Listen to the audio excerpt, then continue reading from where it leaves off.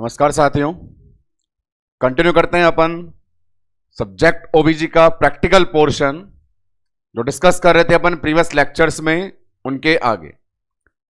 अभी तक practical portions में आपने देखा फीमेल पेल्विस और फीटल स्कल को। आज जो आपके सामने टॉपिक प्रेजेंट है, जिसको लेकर के आज का डिस्कशन कंटिन्यू रहेगा, सामने बोर्ड पे अवेलेबल है। फीटस इन यूट्रो, एक प्रेग्नेंट फीमेल की यूटेराइन कैविटी में फीटस जो सरवाइव करता है, उसे लेकर कितने तरीके से प्रेजेंटेशन दिया जाता है। यहां शामिल होंगी बहुत सारी छोटी छोटी टर्मिनोलॉजी।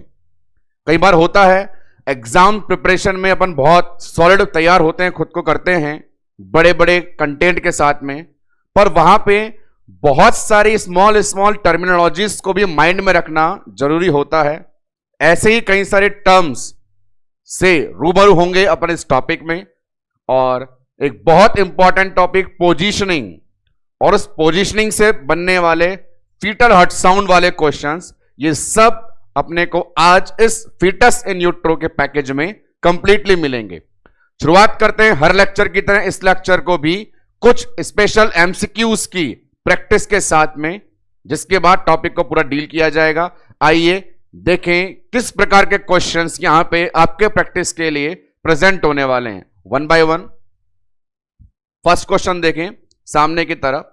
क्वेश्चन बोलना चाहता है, यदि प्रेजेंटेशन वर्टेक्स है, बच्चे का सर डिलीवरी में सबसे पहले आ रहा है, तो वहां पे उस वर्टेक्स का वो कौन सा पार्ट है जो फीमेल पेल्विस के साथ अपना रिलेशन बनाएगा लेबर के लिए।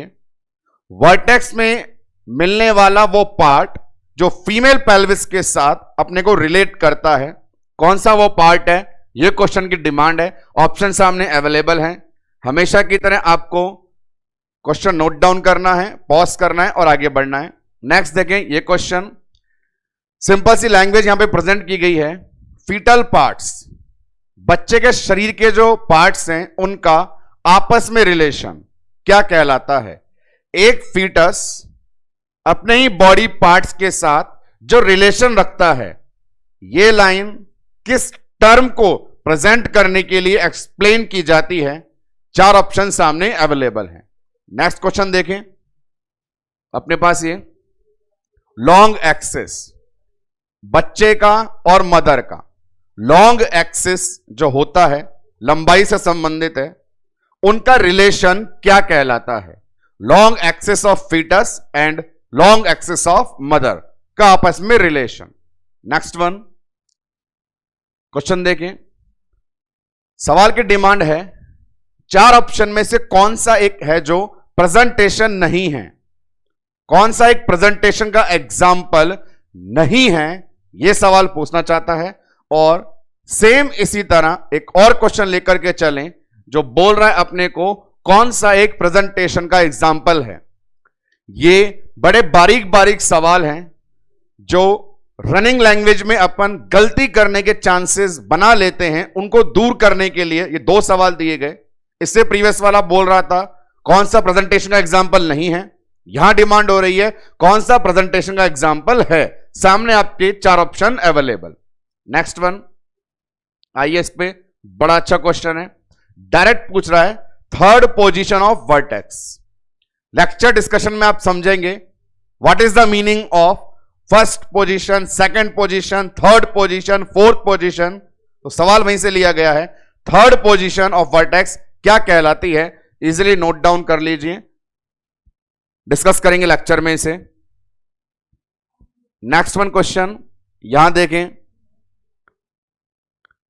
Fetal head and limb, trunk, trunk का मतलब बच्चे का धड़, और उसके बाद सिर और हाथ पैर, हेड एंड एक्सट्रीमिटीज। सवाल बोलना चाहता है कि बच्चे के धड़ का उसी बच्चे के हाथ पैर और सिर के साथ रिलेशन, बच्चे के धड़ का उसी बच्चे के हाथ पैर और सर के साथ जो रिलेशन है वो क्या कहलाता है। सामने ऑप्शन अवेलेबल। नेक्स्ट वन यहां देखें, वर्टेक्स पोजीशन का मीनिंग क्या होता है। सवाल देख लें आराम से। यदि आपको बोल रहे हैं वर्टेक्स कंडीशन है एक फीटस की, तो इसका मीनिंग क्या इंडिकेट होता है हमें, ये सवाल की डिमांड है। नेक्स्ट वन, ये देखें, बहुत अच्छा क्वेश्चन है अपने पास, एम्स रायपुर 2017 के अंदर पूछा गया क्वेश्चन है। मोस्ट आइडियल पोजीशन लेबर की होती है LOA, लेफ्ट ऑक्सिपिटो एंटीरियर। सवाल की डिमांड है उस आइडियल पोजीशन में हर्ट साउंड की लोकेशन कहां फाइंड आउट की जाती है। सामने 4 ऑप्शन अवेलेबल हैं, वीडियो को पॉज करके नोट डाउन कर लें ताकि इन सबको समझने में आपको पूरा समय मिल सके। नेक्स्ट वन, एक और क्वेश्चन लेते हैं, LSP पोजीशन। LSP क्या है सबसे पहले यह समझ में आना चाहिए, मैं एक्सप्लेन कर देता हूं। लेफ्ट सैक्रम पोस्टीरियर, उस पोजीशन के अंदर हर्ट साउंड की लोकेशन क्या रहने वाली है, यह सवाल की डिमांड है। ऑप्शन सामने बोर्ड पे अवेलेबल, LSP पोजीशन में heart sound location. Next one, यहां देखें, सेकंड सिफेलिक पोजीशन। अभी कुछ देर पहले क्वेश्चन आया था थर्ड वर्टेक्स पोजीशन, वैसा ही रिलेशन है। सेकंड सिफेलिक पोजीशन में हर्ट साउंड की लोकेशन। तो जैसा मैंने कहा था कि मेरे इस टॉपिक से टर्मिनोलॉजी के अलावा एक बहुत विशेष समाचार आपको मिलने वाले हैं, जिसमें शामिल होगा पोजीशन और हर्ट साउंड लोकेशन। तो आप देखेंगे भी प्रैक्टिस सेशन के अंदर लास्ट में जो 3 क्वेश्चन बैक टू बैक आपको मिले वो सारे हर्ट साउंड से रिलेटेड थे। तो आते हैं अपन अपने इस लेक्चर वाले थ्योरेटिकल पोर्शन पे, जिसको अंडरस्टैंड करके इन सभी एमसीक्यूज का इजीली आंसर हम देने में कैपेबल हो पाएंगे। चलते हैं, बढ़ते हैं आगे फीटस इन यूट्रो वाले पोर्शन को लेके। फीटस इन यूट्रो जो पोर्शन है, एक यूट्राइन कैविटी में फीटस की कंडीशन को एक्सप्लेन करने के लिए टोटल 6 इंडिकेटर टर्मिनोलॉजीज यूज ली जाती है। टोटल 6, उनके नाम lie, presentation, presenting part, denominator, attitude, position, ऐसे 6 हैं। 1 बाय 1 देखते हैं अपन इन सभी के अंदर छिपे हुए सवालों के राज को। फर्स्ट लेके आता हूं लाई कंडीशन। तो बोर्ड पे मेंशन करते हैं अपन अपनी फर्स्ट कंडीशन, और फर्स्ट अपने पास है लाई। अब लाई अपने आप में क्या मीनिंग बताना चाहती है उसे अपन देखते हैं। लाई क्या है? लाई को थ्योरेटिकल लैंग्वेज जो बुक में अवेलेबल है उसके जरिए एक्सप्लेन किया जाएगा, डायग्रामेटिक प्रेजेंटेशन भी दिया जाएगा, जिससे पूरा क्लैरिफिकेशन हमें मिल सके। लाई की मदद से ही हमें यह पता चलेगा कि एक फीटस यूटेराइन कैविटी में कितने तरीके से रह सकता है या रहता है। तो आइए देखते हैं लाई को। लाई क्या बताना चाहता है? लाई बोलता है मैं रिलेशन हूं मदर और फीटस के बीच में। लाइन लिखते हैं, लाई इज ए रिलेशन। ठीक है, आप रिलेशन हो किस किस के बीच में? इसने नाम दे दिया रिलेशन बिटवीन 2, एक mother and second one foetus. Mother और फीटस के बीच में रिलेशन। अब मदर फीटस के बीच में कैसा रिलेशन? तो लाइन नोट करने की है। लाइन नोट करनी है मैक्सिमम लेंथ, सर्वाधिक लंबाई। सर्वाधिक लंबाई, लंबाई बताने वाली 2 लाइनें, सर्वाधिक लंबाई बताने वाली 2 लाइनों के बीच का संबंध लाई होगा। एक लंबाई मदर की तरफ से ली जाएगी और एक लंबाई फीटस की तरफ से। मदर की तरफ से जिस स्ट्रक्चर की लंबाई इस रिलेशन में लेनी है वो लंबाई होगी यूट्रस की। जी हां, यूट्रस की लंबाई को मदर की तरफ से। बच्चे की तरफ से वो लॉन्ग एक्सिस लंबाई जिसकी ली जाती है वो होता है बच्चे का वर्टिब्रल कॉलम। तो मदर और फीटस में जिनकी लंबाई का रिलेशन आपको बताना है वो 2 जने हैं। मदर की तरफ से यूट्रस की लंबाई, बच्चे की तरफ से वर्टिब्रल कॉलम। इन दोनों की लंबाई के लिए जो लाइनें खींची जाएंगी वो लाइनें आपस में किस प्रकार रहती है उन्हें एक्सप्लेन करेगा हमारा फर्स्ट कंटेंट लाई। तो लिख लेते हैं मदर की तरफ से किसका कंट्रीब्यूशन है और बच्चे की तरफ से किसका। तो मदर की तरफ से जो लंबाई लेनी है हमें वो यूट्रस की, और फीटस की तरफ से जो लेनी है वो वर्टिब्रल कॉलम की। वर्टिब्रल कॉलम, रीढ़ की हड्डी। करना क्या होगा, किसी भी डायग्रामेटिक प्रेजेंटेशन में जो हमारे सामने आए उस डायग्रामेटिक प्रेजेंटेशन में आप दो लाइनें खींचेंगे। एक लाइन खींचेंगे यूट्रस की लंबाई को लेके, जहां यह पता होना चाहिए यूट्रस की लंबाई कहां से कहां तक होती है। तो यूट्रस की लंबाई लोअर सेगमेंट सर्विक्स से अपर सेगमेंट फंडस तक होती है। तो एक लाइन तो यूट्रस की लंबाई की खींचेंगे और एक लाइन बच्चे की वर्टिब्रल कॉलम वाली खींचेंगे। यदि ये दोनों लाइनें एक साथ पैरेलल हैं, समानांतर हैं, तो लाई लॉन्गिट्यूडिनल, और यदि आपस में ये क्रॉस करती हैं तो ट्रांसवर्स, एंगल बनाती हैं तो ऑब्लिक। तीन प्रकार के रिजल्ट देखने को मिलते हैं। तो बहुत ज्यादा अपने को माइंड में प्रिपरेशन रखनी है कि सामने आने वाले किसी भी डायग्रामेटिक प्रेजेंटेशन को एक बार में देखकर घबराना नहीं है, जाकर सरल तरीके से वहां पर दो लाइनें खींचनी है। पहली लाइन खींचनी है यूट्रस की लंबाई को लेकर, दूसरी लाइन खींचनी है बच्चे की रीढ़ की हड्डी को लेकर के। वो दोनों लाइनें आपस में कैसी होंगी, लाई का रिलेशन आता रहेगा। तो lie is a relation between mother and foetus, the long axis of maternal uterus and the long axis of foetal vertebral column. क्या रिजल्ट आते हैं प्रेजेंटेशन से देखें आप लोग। यहां आते हैं अपन इस प्रेजेंटेशन में, गौर फरमाइएगा।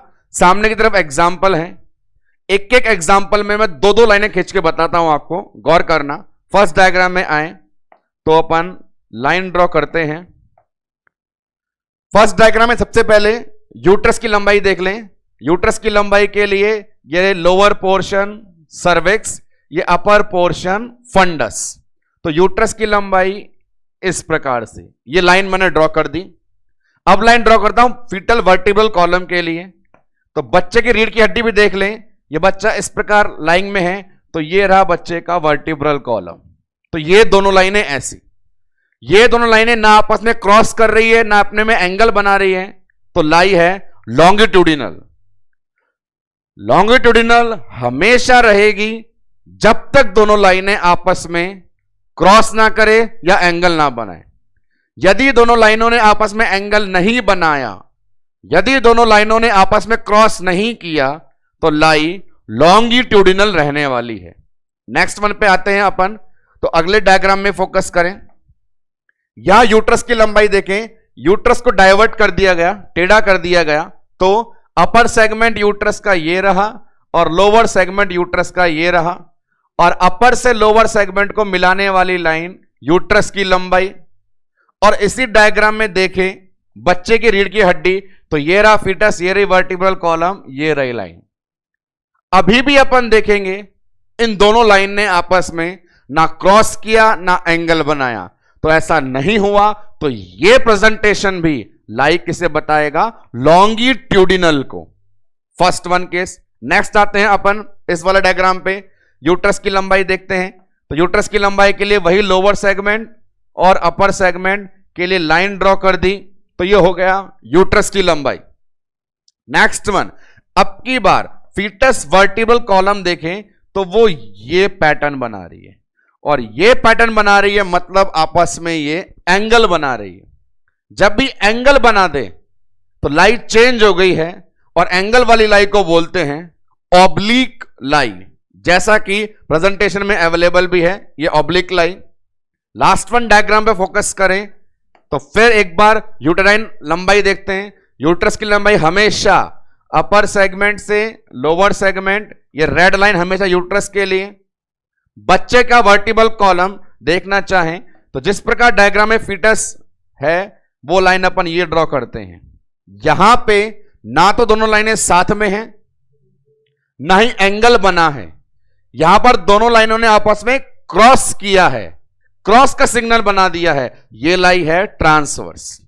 तो हमारे पास लाई को एक्सप्लेन करने के लिए इस डायग्रामेटिक प्रेजेंटेशन से बेहतरीन और का ऑप्शन अवेलेबल नहीं हो सकता।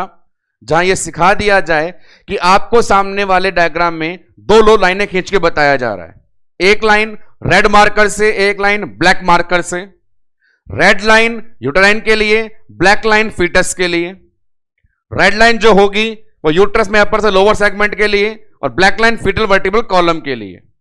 ये दोनों लाइनें यदि हमेशा साथ रहें, क्रॉस नहीं करें, एंगल नहीं बनाएं, तो लाई लॉन्गिट्यूडिनल, क्रॉस करें ट्रांसवर्स, एंगल बनाएं ऑब्लिक, तो रिजल्ट ये मिलता है कि फर्स्ट जो इंडिकेटर है फीटस इन यूट्रो में लाई वाला, वो हमें 3 रिजल्ट देके जाता है। आपसे पूछे भी कि लाई कितने प्रकार की होती है, जवाब देने हैं 3 जो सामने दिखाए गए, लॉन्गिट्यूडिनल, ट्रांसवर्स, ऑब्लिक। चलते हैं थ्योरेटिकल पोर्शन में कि अब इस लाइट के अंदर और भी हमारे पास कुछ एमसीक्यू है क्या, तो जी हां बिल्कुल है। क्या बताएगा देखें, ये रिलेशन समझ में आ गया। एग्जाम्पल मैंने बता दिए कि एग्जाम्पल अपने पास बोलने के लिए लाई कितनी आ गई, 3 प्रकार की लाई आ गई। वो 3 लाई कौन कौन सी है, तो जवाब दे दिया अपन ने ये वाले। यदि दोनों साथ साथ चलती हैं तो लाई हमेशा लॉन्गिट्यूडिनल, यदि क्रॉस करती हैं तो ट्रांसवर्स और एंगल बनाती हैं तो ऑब्लिक। ये 3 लाई हो गई। अब यहां पे एक रोचक बात, वो इंटरेस्टिंग बात यह है, ऑब्लिक लाई जो होती है उसे कहा जाता है अनस्टेबल लाइन। अनस्टेबल शब्द का अपने आप में क्या मतलब है, जो स्टेबल नहीं है, वेरिएबल है, चेंज होता रहता है। ऑब्लिक लाइन में जब भी बच्चा अपने आप को अरेंज करता है तो वो थोड़े समय के लिए, क्योंकि वो अनस्टेबल है, तुरंत वो बच्चा या तो लॉन्गिट्यूडिनल या ट्रांसवर्स में कन्वर्ट हो जाता है। मतलब ऑब्लिक देखने को नहीं मिलती है ज्यादा, डायग्राम में मिल गया अलग बात है।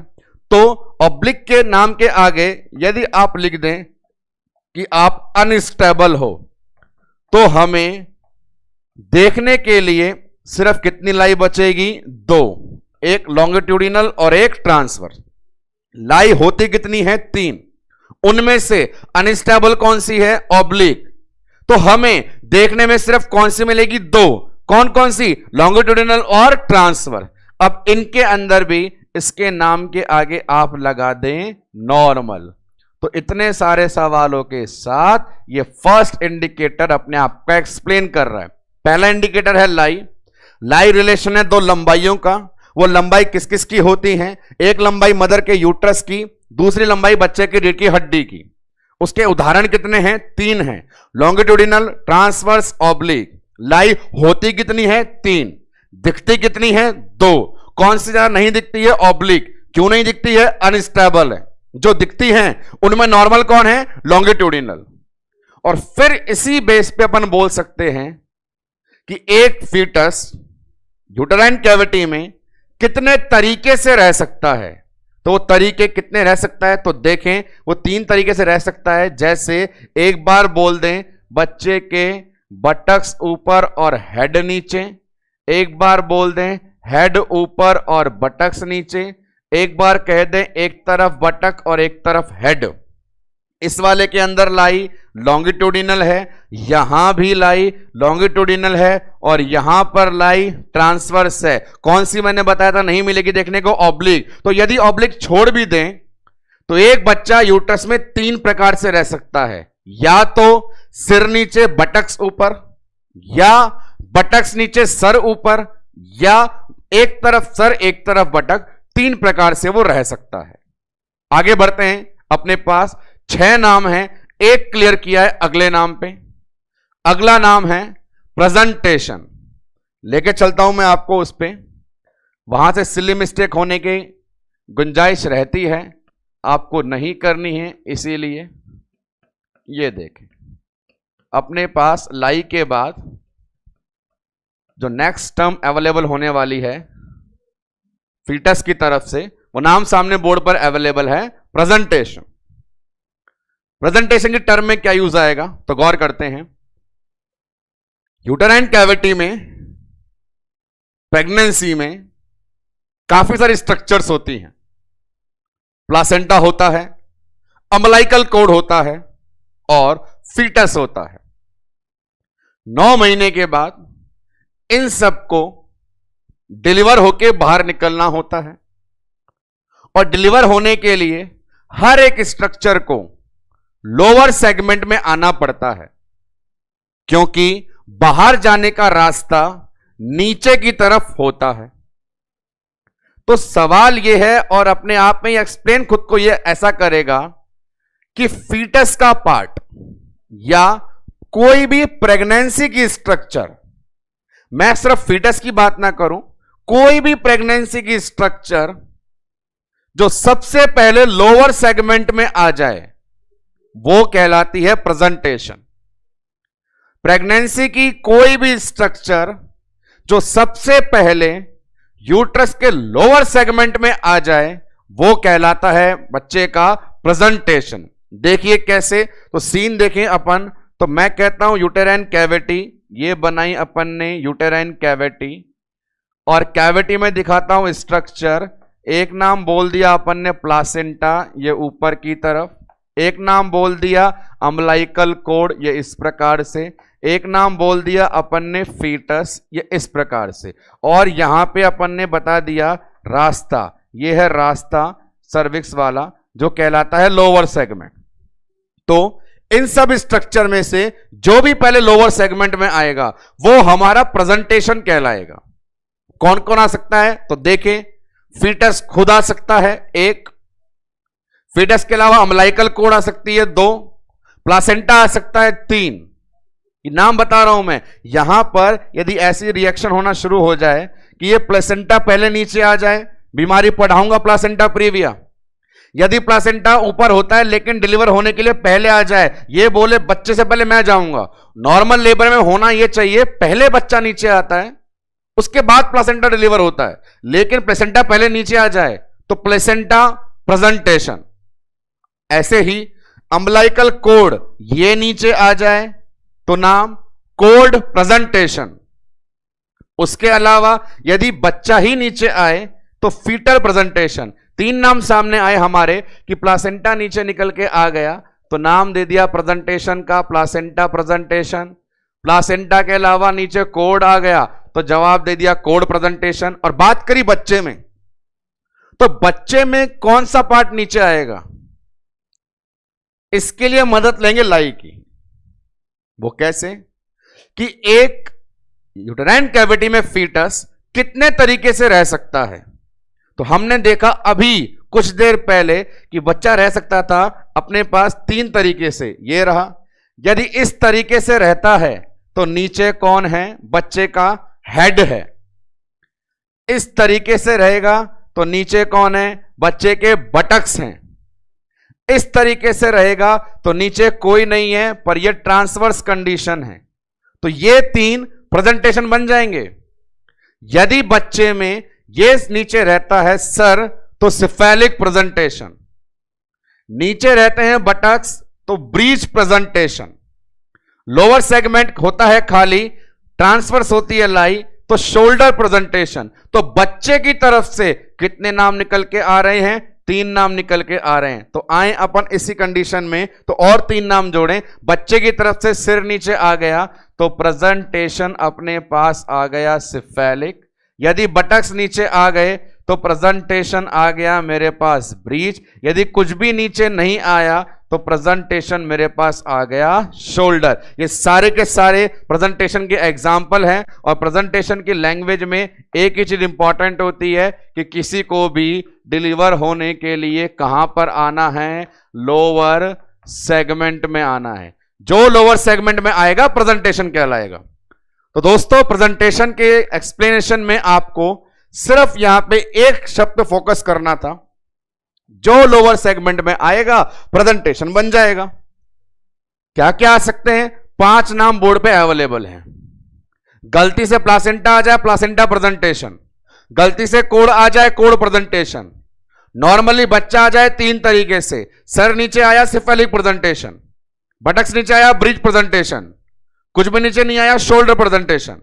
ये सारे एग्जाम्पल प्रेजेंटेशन के। यहां पे बात करेंगे, होते 5 हैं, इनमें नॉर्मल कौन है। तो इनमें नॉर्मल 5 में से जो आना चाहिए वो बच्चे का सर आना चाहिए। तो नॉर्मल कौन हो गया, सिफेलिक। ये उसी प्रकार की बात, लाई होती कितनी है? 3, नॉर्मल 1, कौन सी? लॉन्गिट्यूडिनल। प्रेजेंटेशन होते कितने हैं? 5, नॉर्मल 1, कौन सा? Cephalic, lower segment cephalic. ये सेकंड टर्म थी प्रेजेंटेशन। थर्ड पे आते हैं, प्रेजेंटेशन से रिलेटेड ही एक शब्द निकल के आएगा अपने पास और टर्म है प्रेजेंटिंग पार्ट। प्रेजेंटेशन के अंदर से ही निकल करके आने वाला थर्ड वन प्रेजेंटिंग पार्ट। अब ये खुद ही अपने पास बोल रहा है मैं पार्ट हूं, मैं एक टुकड़ा हूं, मैं एक पीस हूं। तो ये लैंग्वेज क्या है? 2 प्रकार से बताता हूं। First one, presentation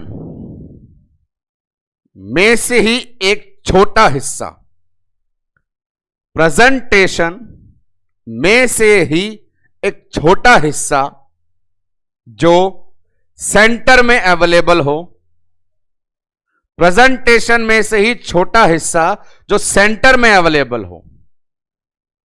presentation explain करना है तो अपन अपर सेगमेंट में है या लोअर में? लोअर सेगमेंट में। और लोअर सेगमेंट जो यूट्रस का है उसके सेंटर में कौन है? सर्विक्स है।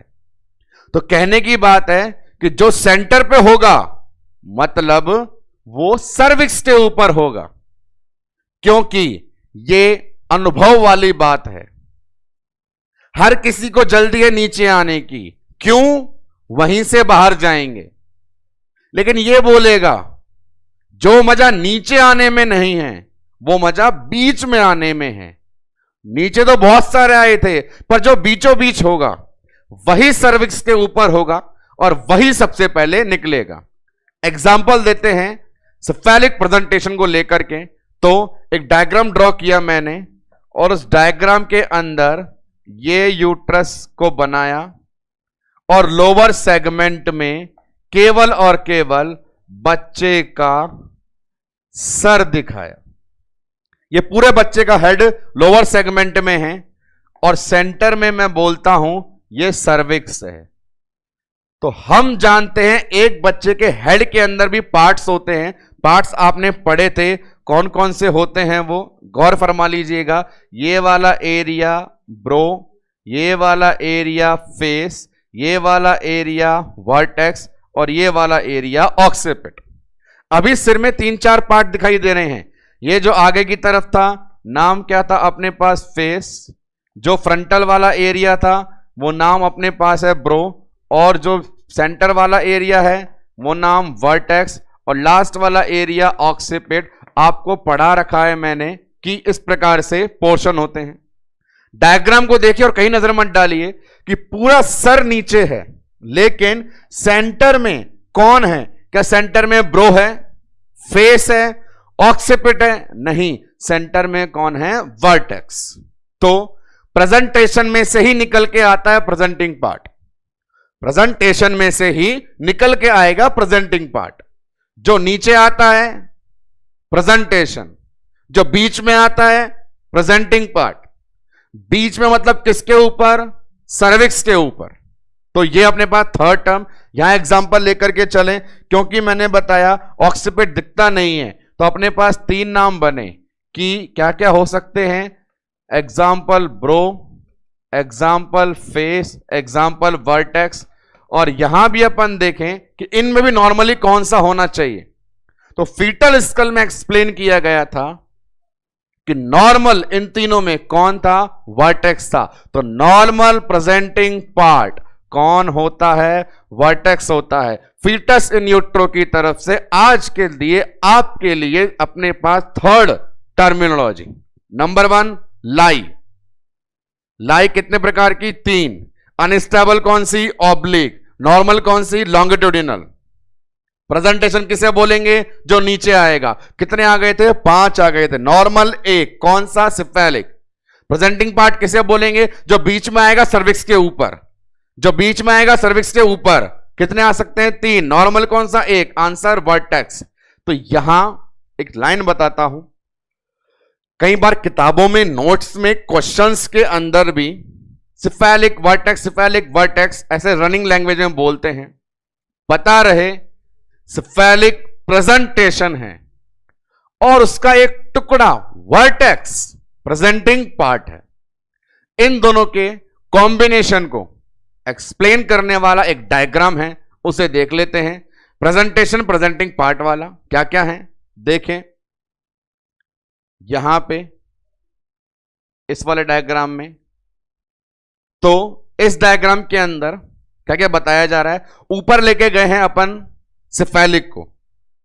सिफेलिक में कितने पार्ट थे? फेस, ब्रो और वर्टेक्स। डायग्राम में कंसंट्रेट करें।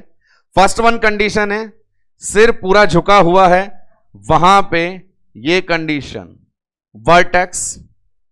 सेकंड कंडीशन में थोड़ा बच्चे ने खुद को उठा लिया, आगे वाला हिस्सा दिखने लग गया, नाम ब्रो। थर्ड डायग्राम में बच्चे का चेहरा दिखने लग गया, नाम face. Vertex, bro, face. Cephalic में मिलने वाले तीन।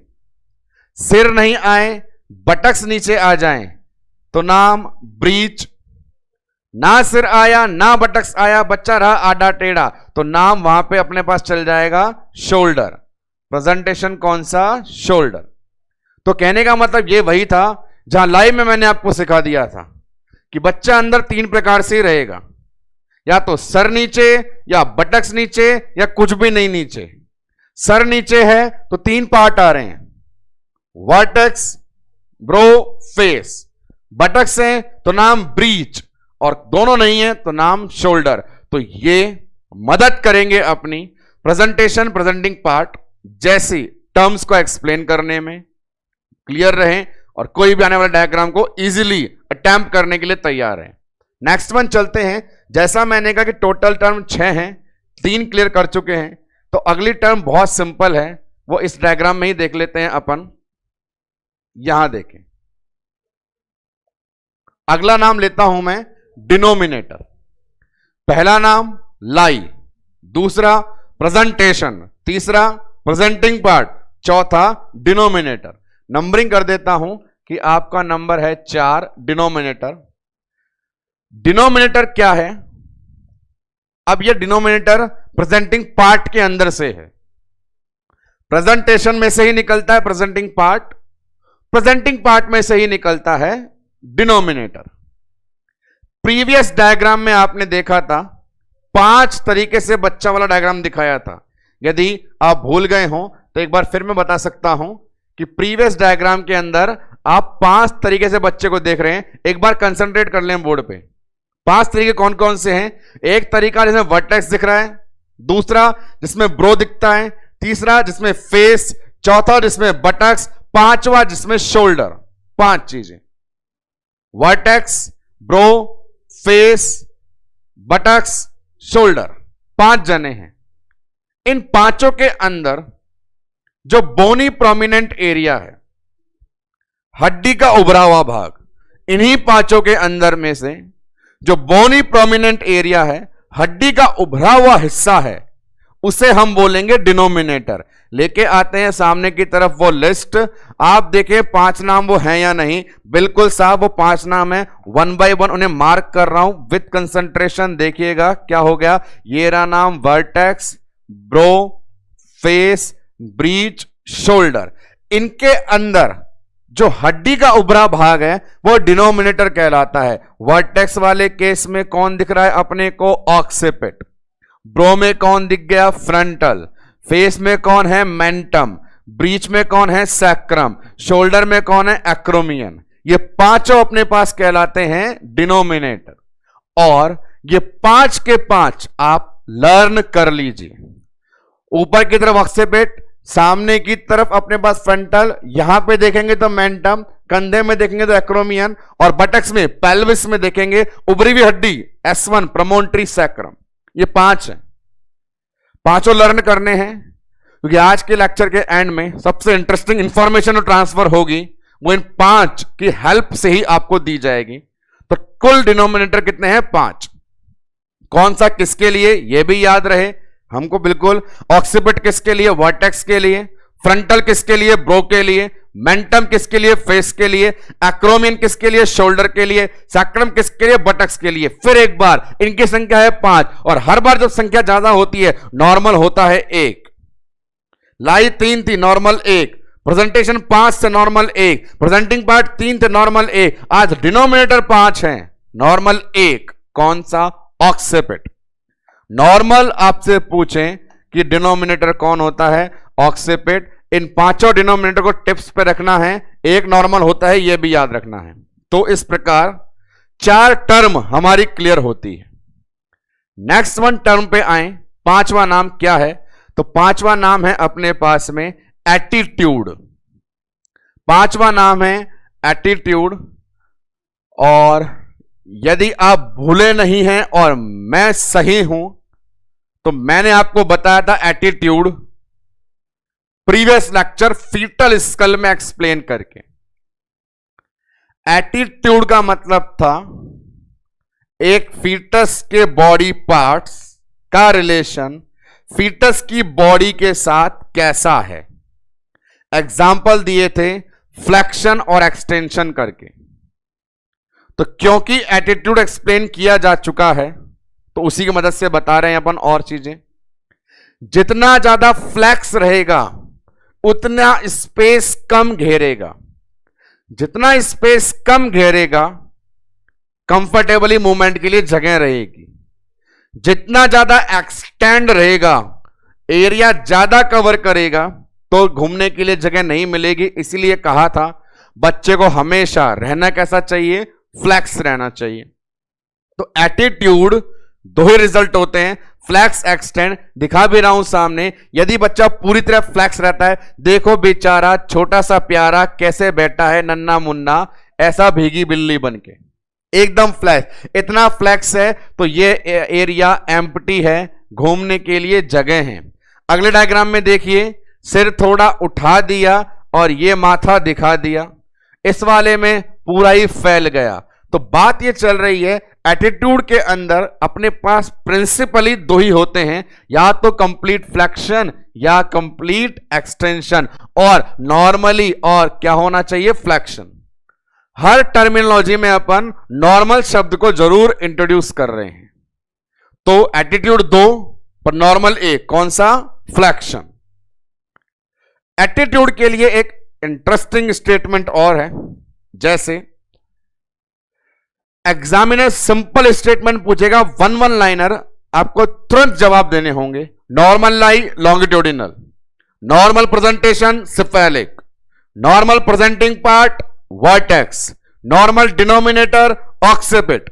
लेकिन जैसे वो एटीट्यूड पे आएगा, नॉर्मल की जगह यूनिवर्सल बोलेगा। यूनिवर्सल एटीट्यूड क्या होता है? तो आंसर देना है फ्लेक्शन। यूनिवर्सल का मीनिंग होता है भले ही आपका प्रेजेंटेशन बिगड़ जाए, मतलब सिफेलिक की बजाय ब्रीच या शोल्डर आ जाए, भले ही आपका प्रेजेंटेशन बिगड़ जाए, सिफेलिक की बजाय ब्रीच और शोल्डर आ जाए, पर वहां भी एटीट्यूड नहीं बदलेगा, बच्चा फ्लैक्स में ही रहेगा। इसीलिए एटीट्यूड को बोलते हैं यूनिवर्सल। तो टोटल 6 टर्मिनोलॉजी में से आपको 5 बता दी गई। ये 5 भी अपने आप में बहुत सारे सवाल लेकर के आती है। छठी आपको पढ़ानी है, छठी पे मुझे पहुंचना है, पर वो छठी इतनी इंटरेस्टिंग है, कई बार समझ में आ जाए तो वारे न्यारे, नहीं तो छठी का दूध याद दिला के जाती है। इसलिए उस तक पहुंचने से पहले पिछले 5 के हम एकदम क्लियर हैं, एक बार क्विक रिवीजन कर लें। तो नंबर 1 अपने पास कौन अवेलेबल था? लाई। लाई में रिलेशन था 2 लंबाइयों का। 2 लंबाइयां किस किस की थी? मदर के यूट्रस की और बच्चे के वर्टिब्रा की। लाई होती कितनी थी? 3। दिखती कितनी थी? 2। कौन सी अनस्टेबल? ऑब्लिक। कौन सी नॉर्मल? लॉन्गिट्यूडिनल। प्रेजेंटेशन किसे बोलते थे? जो नीचे आता था। कितने आते थे? 5 आते थे। नॉर्मल कौन सा? सिफेलिक। प्रेजेंटिंग पार्ट किसे बोला? जो बीच में सर्विक्स के ऊपर होता था। कितने नाम थे? 3। नॉर्मल कौन सा? वर्टेक्स। डिनोमिनेटर किसे बोला? बोनी प्रोमिनेंट एरिया। डिनोमिनेटर हड्डी का उभरा हुआ हिस्सा। कितने हैं? 5। पांचों याद रखो। कौन कौन से? Occiput, frontal, mentum, sacrum, acromion. Normal कौन सा? ऑक्सीपिट। एटीट्यूड कितने? 2। Flexion, extension. यूनिवर्सल कौन सा? फ्लेक्शन। इन जानकारी के साथ हम अब आते हैं last and most important term, position. देखते हैं ये पोजीशन क्यों इतनी इंपॉर्टेंट हमारे लिए लगातार हो रही है या होने वाली है। तो अपन आ जाते हैं अपने पार्ट पोजीशन पे। मोस्ट इंटरेस्टिंग है, क्या चीज लेनी है वो देखें। तो अपने पास ये रही टर्म, नंबर है 6, नाम दिया पोजीशन। बड़े गौर से सुनना, इसके अंदर अपने पास बहुत सारी इंपॉर्टेंट चीजें हैं। तो पोजीशन भी हमारे लिए आसान हो जाएगी जब ही अपने बारे में बताएगी कि मेरे को समझना है। तो 2 जनों को पहले याद कर लो। क्या? Position is the relation between, position is the relation between pelvic brim and denominator. pelvic brim and denominator. सामने लिखने से पहले एक बार याद कर लो। pelvic brim, pelvis, pelvic brim। कहा था मैंने, जब भी pelvic brim बोलूं आपके दिमाग में सामने वो गोला घूमना चाहिए, वो सर्किल। जिस सर्किल में ऊपर नीचे, दाएं बाएं, ऊपर पीछे, नीचे आगे नाम गिनाए थे। याद आ जाएगा तो गेम चुटकी का रह जाएगा। तो पोजीशन बोल रही है मैं रिलेशन हूं 2 के बीच में। एक है पेल्विस की ब्रिम और दूसरा है बच्चे का डिनोमिनेटर। इन दोनों के बारे में छात्र छात्राओं को यदि है ज्ञान तभी कर पाएंगे वो मेरी पोजीशन का सम्मान, यदि इन 2 के बारे में पूरी जानकारी है। तो ब्रिम और डिनोमिनेटर, तो डिनोमिनेटर तो 2 सेकंड पहले ही पढ़े हैं दोस्तों, याद कर लो। 5 होते हैं, occiput, frontal, mentum, acromion, sacrum, 5। Brim एक बार रिवाइव करवा दूं तो ब्रिम क्या होती थी? ब्रिम का मतलब गोला, इतना बड़ा होता था। उसमें पॉइंट कितने थे?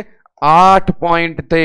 एकदम पीछे, एकदम आगे, इधर भी, यहां पर भी अवेलेबल, यहां आगे और यहां आगे, यहां पीछे और यहां पीछे। ये ब्रिम होती थी। इन सब के नाम होते थे। ये सैक्रम है, ये सैक्रोइलियक जॉइंट है, ये इलियोपेक्टिनियल लाइन है, इलियोपेक्टिनियल एमिनेंस है, प्यूबिस है, एमिनेंस है, लाइन है, जॉइंट है। ये सारे नाम आपको लर्न करवा दिए गए हैं पेल्विस में। इन सबको पोजीशन भी दी गई थी कि शरीर में देख लें, पेल्विस को सम्मान करते हुए शरीर में भी देख लें। तो बीच में जो लाइन ड्रॉ करता था मैं, वो लाइन ट्रांसवर्स होती थी इस प्रकार से। इस लाइन के आगे एंटीरियर, लाइन के पीछे पोस्टीरियर, एकदम आगे डायरेक्ट एंटीरियर, एकदम पीछे डायरेक्ट पोस्टीरियर। तो नाम लिख सकते थे, एकदम आगे डायरेक्ट एंटीरियर, एकदम पीछे डायरेक्ट पोस्टीरियर। अब ये चीज कौन सी थी दोनों वाली? ये अपने पास ट्रांसवर्स थी। आगे बढ़े तो आगे वाले नाम क्या आएंगे? ये वाला सेगमेंट लेफ्ट, ये वाला सेगमेंट राइट। तो यहां बोलेंगे राइट आगे एंटीरियर, लेफ्ट आगे एंटीरियर। इसी प्रकार पीछे चले जाओ, राइट पीछे पोस्टीरियर, लेफ्ट पीछे पोस्टीरियर। यहां पे राइट आर पार ट्रांसवर्स, लेफ्ट आर पार ट्रांसवर्स। तो यहां पे ब्रिम को सामने मैंने प्रेजेंट किया। पोजीशन ने कहा है कि मैं आसानी से सभी को याद हो जाऊंगी यदि मैं बताऊं कि मैं रिलेशन हूं ब्रिम और डिनोमिनेटर का। तो हमने ब्रिम सामने बना दी। सामने जो ब्रिम बनाई है पेल्विस में भी बनाई थी, जो नाम लिखे होंगे फुल फॉर्म है, आर और एल इंडिकेट करते हैं राइट और लेफ्ट को, बाकी से इंडिकेट कर रहे हैं एंटीरियर पोस्टीरियर ट्रांसवर्स को। किस जगह कौन है ये हमें पता भी है। डायरेक्ट एंटीरियर पे प्यूबिस होती है, लेफ्ट एंटीरियर पे इलियोपेक्टिनियल एमिनेंस, लेफ्ट ट्रांसवर्स पे इलियोपेक्टिनियल लाइन, लेफ्ट पोस्टीरियर पे सैक्रोइलियक जॉइंट, डायरेक्ट पोस्टीरियर पे सैक्रम, ये ब्रिम है। और पोजीशन ने कहा कि मैं ब्रिम और डिनोमिनेटर का रिलेशन हूं, तो जितने भी नाम आपको सामने दिख रहे हैं हर किसी में डिनोमिनेटर घुसाएंगे तो पोजीशन बन जाएगी। कैसे? तो सुने। नंबर 1, डिनोमिनेटर कितने अपने पास? 5। पहला बोलें ऑक्सिपिट, किसमें मिलता है? वर्टेक्स में।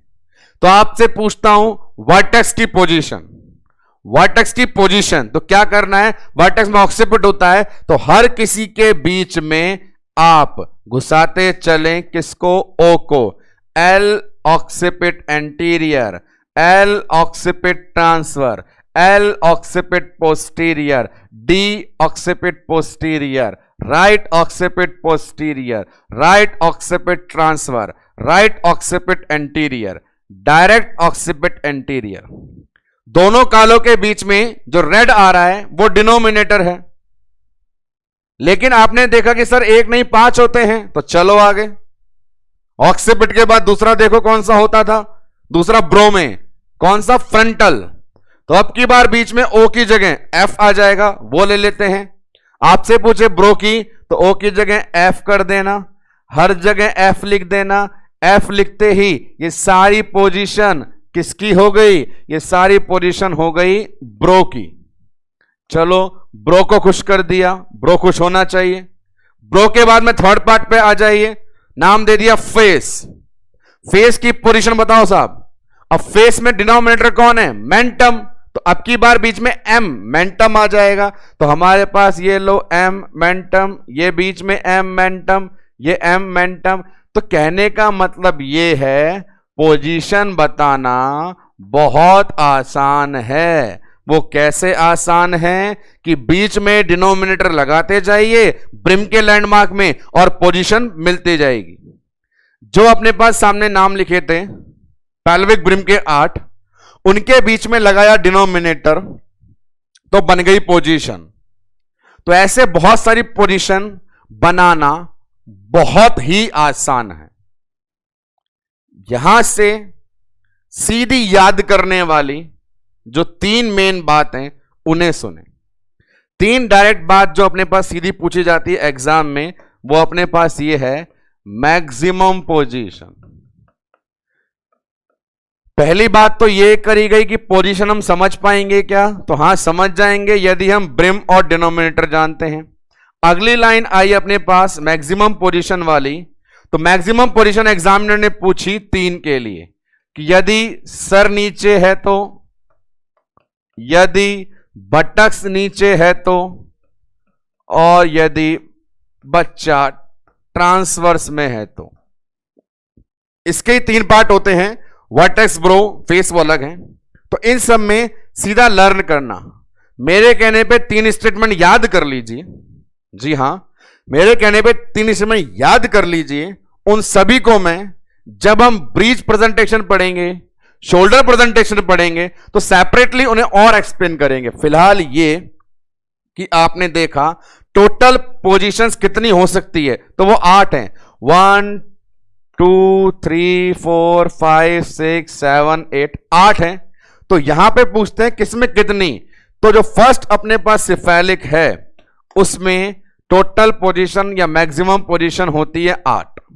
ब्रीच वाली जो कंडीशन है उसमें यहां पे संख्या 6 होती है, क्योंकि ब्रीच वाले केस में ये दोनों पोजीशन देखने को नहीं मिलती है। ब्रीच में डायरेक्ट वाली पोजीशन नहीं होती है, 2 कम हो गई, तो अपने पास सामने कितनी बचती हैं? 6। सीधा आया हुआ सवाल है, ESIC 17 में पूछा गया था, डायरेक्ट क्वेश्चन हिट किया गया था, ब्रीच प्रेजेंटेशन में मैक्सिमम पोजीशन कितनी होती है। इसी प्रकार शोल्डर में उन पोजीशंस के नंबर हैं ओनली 2, 8, 6, 2। बच्चा यूटेराइन कैविटी में 3 तरीके से, यदि उसका सर नीचे तो पोजीशन 8, यदि बटक्स नीचे तो पोजीशन 6, यदि बच्चा ट्रांसवर्स में तो पोजीशन 2। ये सीधी लर्न करने वाली बातें हैं, ऐसी की ऐसी एग्जाम में आती है। अब इन्हीं पोजीशन में आपको और इंटरेस्टिंग चीज बताऊं, इसी पोजीशन में और इंटरेस्टिंग पोजीशन, तो ये कंटेंट था मैक्सिमम पोजीशन का। अगला जो कंटेंट है वो भी शानदार है, उस कंटेंट का नाम है आइडियल पोजीशन। तो जैसा मैं पहले वादा कर चुका हूं, पोजीशन ही आपका सर्वत्र निहाल करके जाएगी, तो अब की बार आइडियल पोजीशन, इससे पहले थी मैक्सिमम पोजीशन, उससे पहले थी व्हाट इज पोजीशन। हमने देखा व्हाट इज पोजीशन, फिर देखा maximum position, now we have to reach upon the term written on the board ideal position.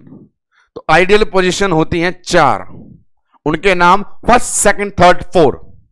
First position, second position, third position, fourth position, और वहां से एमसीक्यू एकदम टकाटक निकल के आते हैं।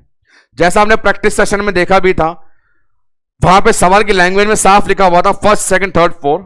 तो ये 4 कौन कौन सी है, तो 8 में से 4 को आइडियल डिक्लेयर किया गया। वो 4 कौन कौन सी है, तो एक बार फिर से अपन पहुंच जाए उसी रास्ते पे। तो अपने पास ये जुगाड़ था पूरा, इसमें 8 थे पर 4 वीआईपी हैं, उन 4 वीआईपी को मार्क करता हूं। ये है अपने पास फर्स्ट, ये अपने पास सेकंड, ये अपने पास थर्ड, और ये अपने पास फोर्थ। मैं सामने बोर्ड पर 8 का नाम नहीं लिख रहा हूं, मैं सामने बोर्ड पे 8 का नाम नहीं लिख रहा हूं, क्योंकि उनमें से अपन डिस्कस आइडियल कर रहे हैं, जो 4 होती हैं, ये 4 अपने पास लिखी हुई है। आइडियल पोजीशन के टोटल नंबर हैं 4, उन्हें दिए भी जाए नाम तो देख लेते हैं। इसे बोल दो आप फर्स्ट आए हो, बधाई हो, पार्टी दे दो। आप सेकंड आए हो, कोई बात नहीं, फर्स्ट रनर अप है, फिर पार्टी दे दो। आप थर्ड आए हो, आपके जो बच्चे वो करो। आप फोर्थ आए हो, मैं नहीं जानता क्या करने वाले हैं, first, second, third, fourth.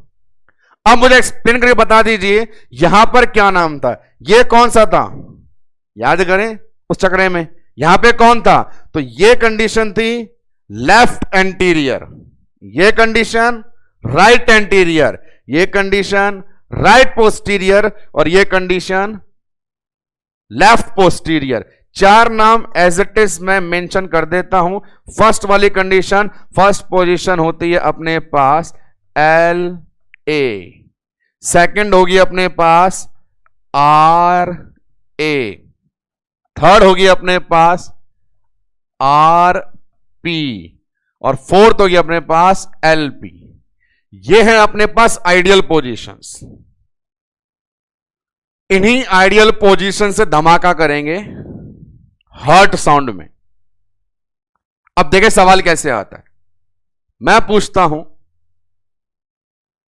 Vertex में थर्ड पोजीशन कौन सी है, वर्टेक्स में थर्ड पोजीशन। तो अपन जानते हैं थर्ड पे नाम किसका लिखा हुआ है, थर्ड पे नाम लिखा हुआ है आरपी का, पर आरपी अभी पूरी पोजीशन नहीं है, बीच में किसे घुसाना पड़ेगा, डिनोमिनेटर को। कौन सा डिनोमिनेटर लगाऊं, सवाल क्या पूछा है, वर्टेक्स। तो वर्टेक्स में कौन आता था, ऑक्सिपिट, तो बीच में कौन आएगा, ओ, तो नाम R O P, right occipito posterior, answer हो गया। अगली प्रैक्टिस करें, पेन पेपर ले लीजिए, स्टार्ट हो जाए क्विज खेलने के लिए। सवाल है ब्रीच प्रेजेंटेशन में, ब्रीच प्रेजेंटेशन में फर्स्ट पोजीशन कौन सी होगी, ब्रीच प्रेजेंटेशन में फर्स्ट पोजीशन कौन सी होगी। तो हम जानते हैं फर्स्ट का जवाब सामने क्या है, एल ए, बीच में क्या घुसाना है, डिनोमिनेटर। कौन सा लगाऊंगा, ब्रीच मतलब बटक्स मतलब सेक्रम, कौन सा आएगा, सेक्रम। तो position L S A, left sacrum anterior. बहुत बढ़िया, आगे सुने, और भी है अपने पास में। अगला सवाल लेके आता हूं, फेस। फेस प्रेजेंटेशन में सेकंड पोजीशन कौन सी होगी? Answer first, second, third, fourth के आएंगे, क्योंकि आइडियल 4 ही होती हैं। फेस में सेकंड कौन सी होगी? सेकंड का नंबर RA, बीच में क्या लगाऊं? डिनोमिनेटर। चेहरे में कौन सा? मेंटम, नाम RMA, full form right mentum anterior. इस प्रकार से MCQ आते हैं। तो ऐसे करके बहुत सारी पोजीशंस हैं, और फिर अपने पास एक जवाब आता है, एक सवाल आता है, व्हाट इज नॉर्मल पोजीशन। तो ये पोजीशन आपकी लेके रहेगी, या छोड़ेगी नहीं।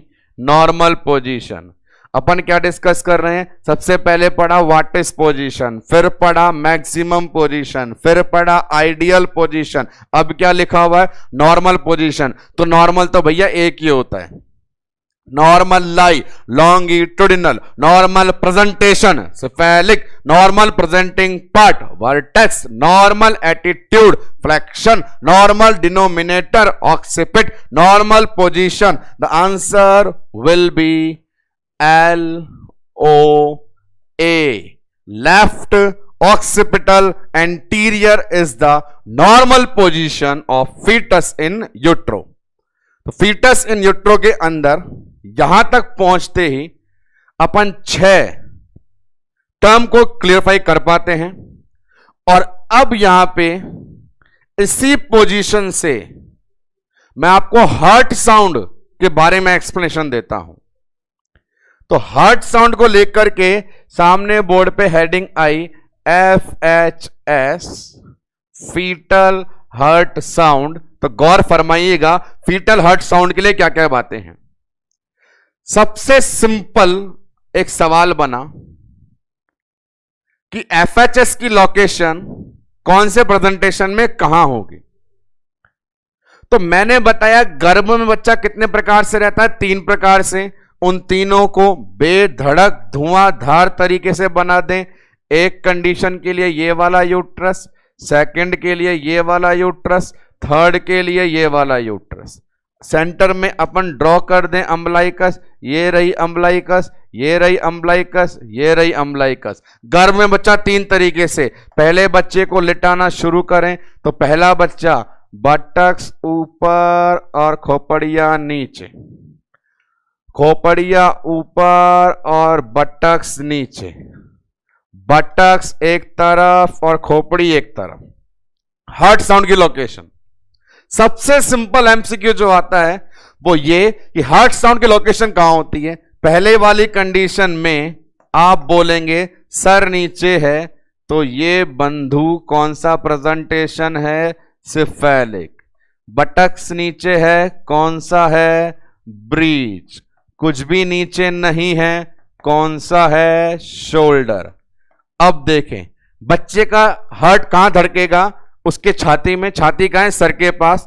तो यहां अपन बोलेंगे जहां सिर उसके पास धड़कन, जहां सिर उसके पास धड़कन, जहां सिर उसके पास धड़कन। तो आप गौर कर सकते हैं तीनों डायग्राम में। फर्स्ट डायग्राम में जो हार्ट साउंड आपको सुनाई दे रहे हैं वो अम्बलाइकस के नीचे हैं, ये रहा। सेकंड डायग्राम में जो हार्ट साउंड सुनाई दे रहे हैं वो अम्बलाइकस से ऊपर, वो रहे। थर्ड डायग्राम के अंदर जो हार्ट साउंड सुनाई दे रहे हैं वो अम्बलाइकस के पास सुनाई दे रहे हैं।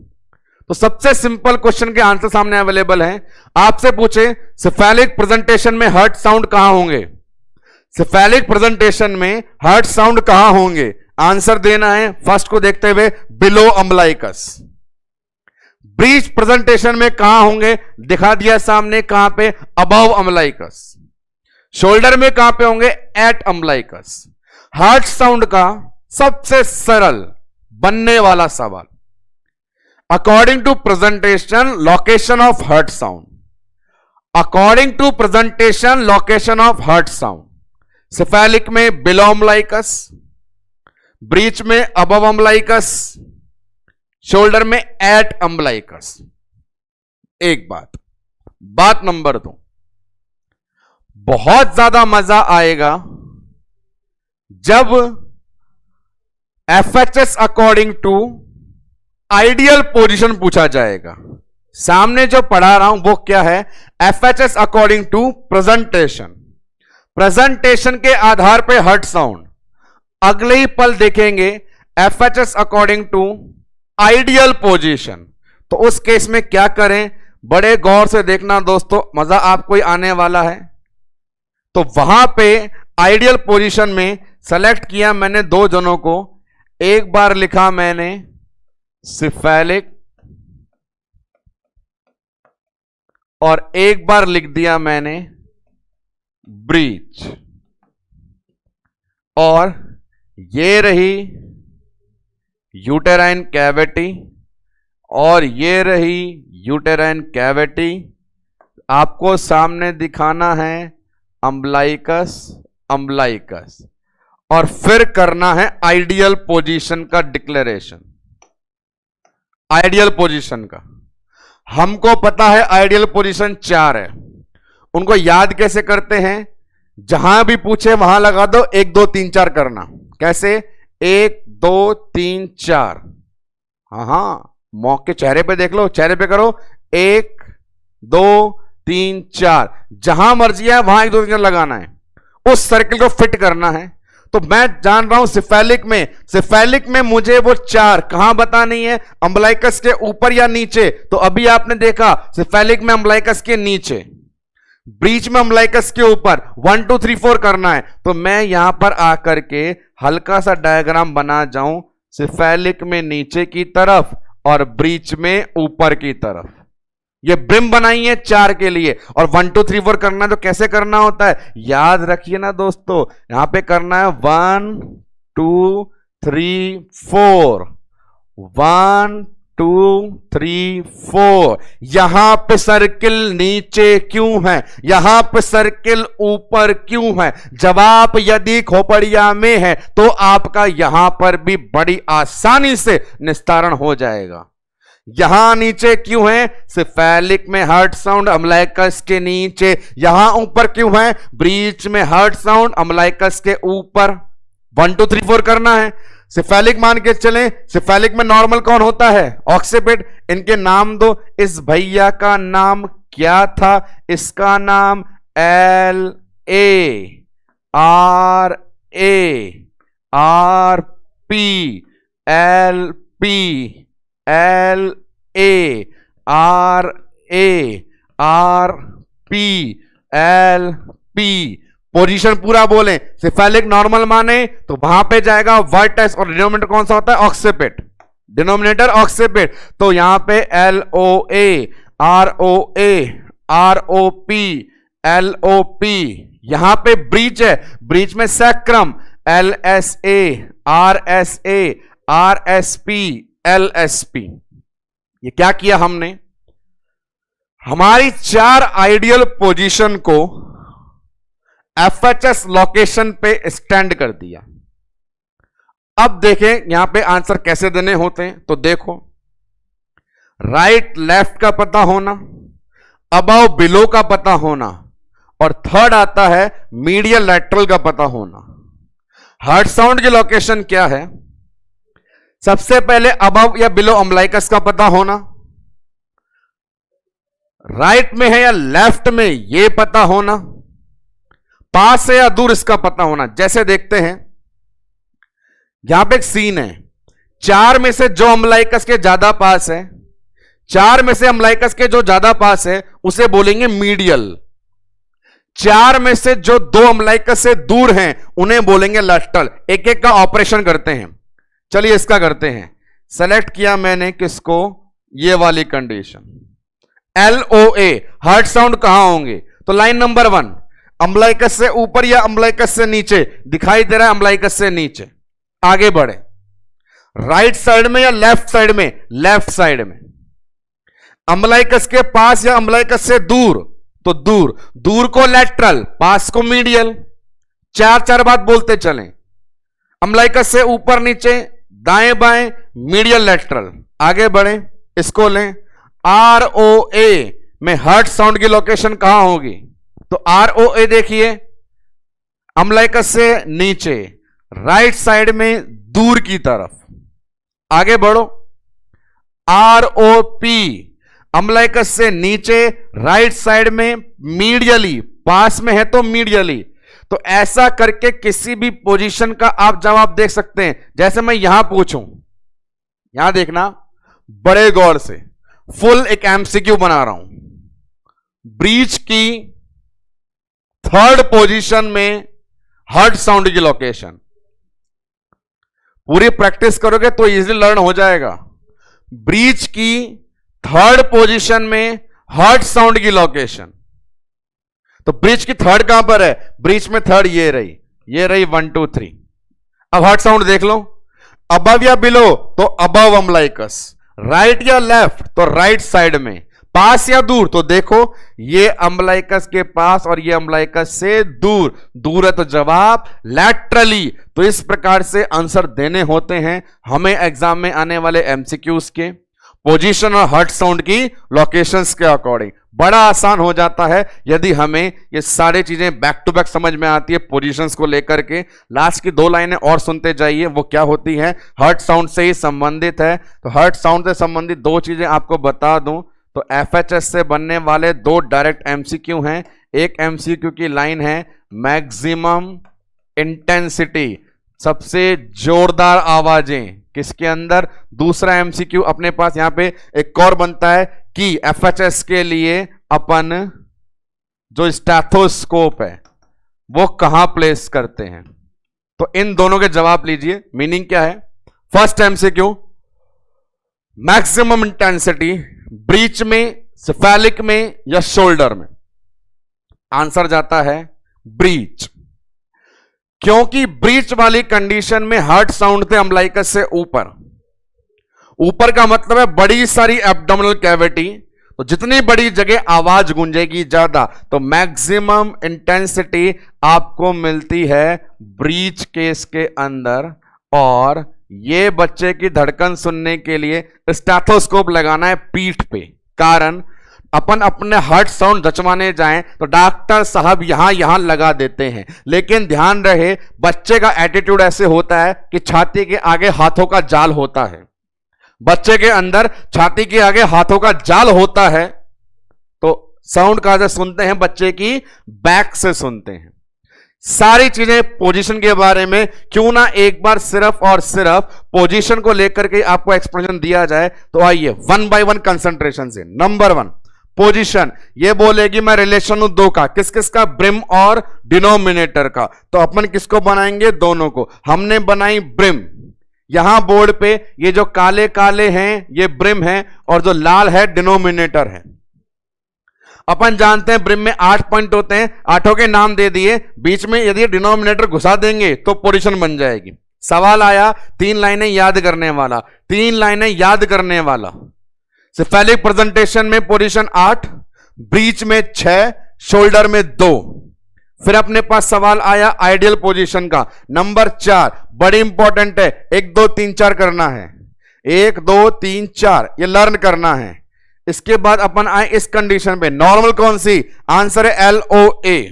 फाइनल बढ़ते हैं अपन, हार्ट साउंड की सिंपल सी थिंग, कौन से प्रेजेंटेशन में कहां? सिफेलिक में नीचे, ब्रीच में ऊपर, शोल्डर में अम्लाइकस पे।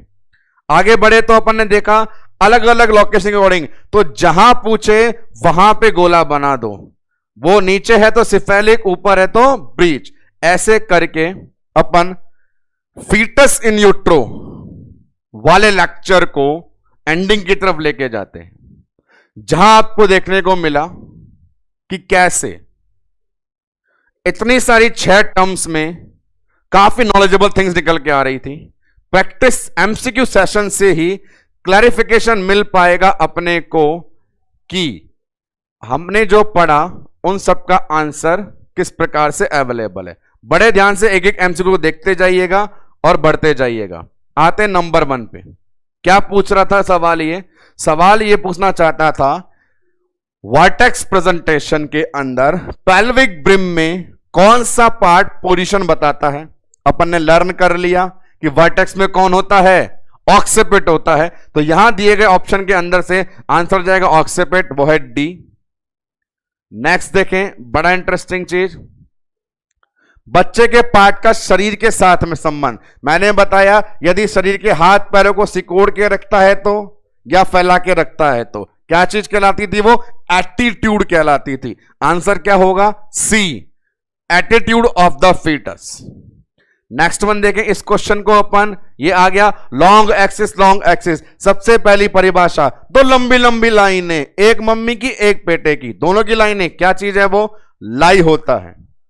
नेक्स्ट वन देखें, यहां पे आ जाएं, अच्छा सवाल है, कौन सा प्रेजेंटेशन का उदाहरण नहीं है? तो यहां देखें, cephalic code breach vertex. Vertex presenting part है, सिफेलिक कोड ब्रीच प्रेजेंटेशन है। इसे कहां पढ़ा? प्रेजेंटिंग पार्ट में। The answer will be option number D. अगला देखें कौन सा प्रेजेंटेशन है, तो शोल्डर प्रेजेंटेशन है, बटक्स पार्ट है, फेस पार्ट है, वर्टेक्स पार्ट है। यहां आंसर क्या जाएगा? Number A, shoulder. ये प्रैक्टिस आती है एग्जाम्पल से। यदि आपको मेरे द्वारा बताया गया सारे लाई के 3 प्रेजेंटेशन के 5, प्रेजेंटिंग पार्ट के 3, डिनोमिनेटर के 5, एटीट्यूड के 2 और पोजीशन के हजारों एग्जाम्पल याद हैं, तो ये चीजें चुटकी भर का काम है और बहुत अच्छा लगता है जब कठिन से कठिन सवाल सिर्फ एक मसले में हल हो जाता है। आगे बढ़ते हैं अपन। थर्ड पोजीशन ले लिए मजे आज के पूरे लेक्चर के इसने। थर्ड पोजीशन ऑफ वर्टेक्स, तो 1 2 3 4 करें। 3 का नाम क्या था? ऊपर की तरफ राइट एंटीरियर, और वर्टेक्स है तो नाम राइट ऑक्सीपिटल एंटीरियर। ऑप्शन कहां पर है? ये रहा अपने पास number C, right occipital, sorry third है तो ऊपर जाएंगे राइट ऑक्सीपिटल पोस्टीरियर, ए। आगे देखें, वही आ गया शरीर का साथ संबंध, एटीट्यूड कहलाता है। बड़ा सिंपल क्वेश्चन था, इस पे आ जाएं। वर्टेक्स का मतलब क्या है? नीचे कौन आया? हेड आया है। तो इधर देखें, हेड फंडस पे है? नहीं, नीचे की तरफ है, पेल्विस की तरफ। Answer C, head toward mother pelvis. बच्चे का सर नीचे है, जो नीचे है वो प्रेजेंटेशन है। नेक्स्ट वन, इस क्वेश्चन पे आए, ये देखो अच्छा सवाल है। हार्ट साउंड लोकेशन LOA में, तो LOA में लोकेशन FHS वाली के अकॉर्डिंग याद कर लो। LOA मतलब, इसको एक्सप्लेन कर देता हूं मैं थोड़ा सा। देखें, LOA पूछना चाहता है, यहां मैंने सर्किल बनाया, इस सर्किल में ये वाली कंडीशन LOA है और ये अम्बलाइकस है। तो अम्बलाइकस से नीचे है, बिल्कुल सही है। अम्बलाइकस से नीचे बिल्कुल सही है। क्या एकदम नीचे सेंटर में है या साइड में है? तो अपने शरीर पर भी देख सकते हैं इस लोकेशन को। अम्बलाइकस के नीचे, एकदम नीचे नहीं, साइड में जा रहे हैं। साइड में जा रहे हैं मतलब वो जगह कौन सी होती है? वो जगह देखी जाती है यहां पे, ये देखो, middle of the spino umbilical line. Spino मतलब अपन जो पढ़ते हैं पेल्विस के अंदर फर्स्ट बोन कौन सी? इलियम। इलियम का बड़ा सारा स्पाइन। हम हमारे इलेक स्पाइन को देखें। इलेक स्पाइन कहां पर है? जहां पे पैंट पहन रखी है, बेल्ट लगा रखी है। वो इलेक स्पाइन आगे है या पीछे है? साइड में। वो साइड में है। आगे प्यूबिस है, पीछे सैक्रम है, साइड में कौन है? इलियम। अब वो इलियम हमारी अम्बलाइकस के ऊपर है या नीचे है? नीचे। तो अम्बलाइकस के नीचे और साइड में जाते हैं तो इलियम से टकराते हैं, और इसीलिए इसका आंसर सिंपल सा बिलो अम्बलाइकस ना होकर के ये वाला अपना चलेगा। सिंपल आंसर बिलो अम्बलाइकस है, लेकिन LOA पर्टिकुलर पूछा है तो नीचे आइए और साइड में जाइए। नीचे आएंगे अम्बलाइकस में, साइड में जाएंगे इलियम के। The answer will be option number C. Next one MCQ, यहां देखें, अच्छा है। LSP पोजीशन, LSP, S मतलब सैक्रम, सैक्रम मतलब ब्रीच, ब्रीच मतलब अम्बलाइकस के ऊपर या नीचे? आंसर ऊपर। अब बोला LP, LP मतलब कौन सी पोजीशन? चौथी पोजीशन।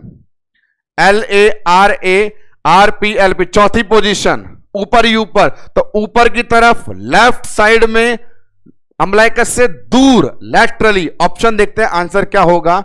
तो ऑप्शन अपने पास चलेगा B, above umbilicus laterally. Above umbilicus इसीलिए क्योंकि ब्रीच है, लैटरल इसीलिए क्योंकि अम्बलाइकस से दूर है।